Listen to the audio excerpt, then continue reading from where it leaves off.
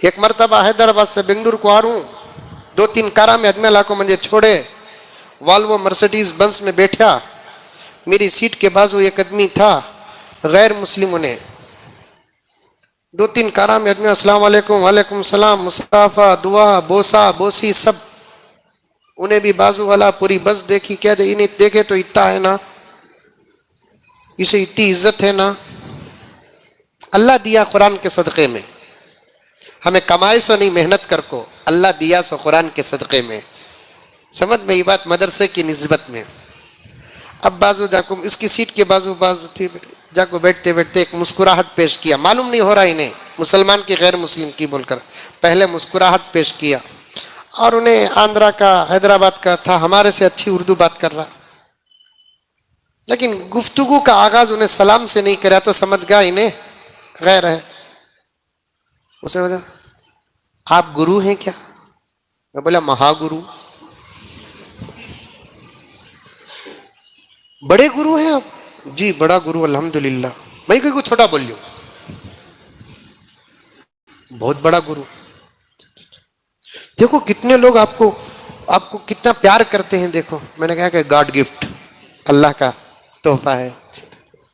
आप क्या करते हैं?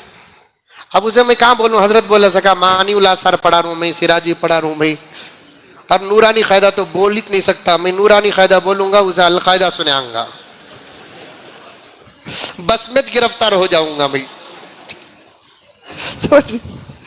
अब मैं क्या बोलूं? मैं बोला हाँ मैं नमाज पढ़ाता हूँ। वो नमाज पढ़ाती हूँ? हाँ नमाज पढ़ाता हूँ।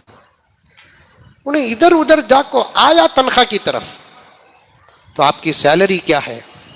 इज्जत देखी तो ऐसी। अब मैं सैलरी कहाँ बोलूं? परेशान हो को अल्लाह ताला से दुआ करे, अल्लाह ये कैसा जवाब दे। मेरे जहन में तो कैसा बोलूं मैं।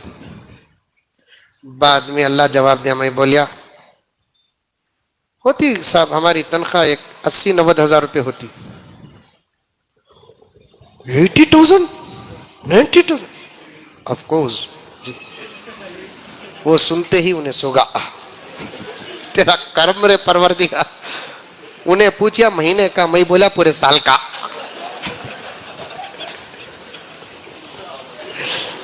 उन्हें पूछा महीने का? मैं बोला साल का।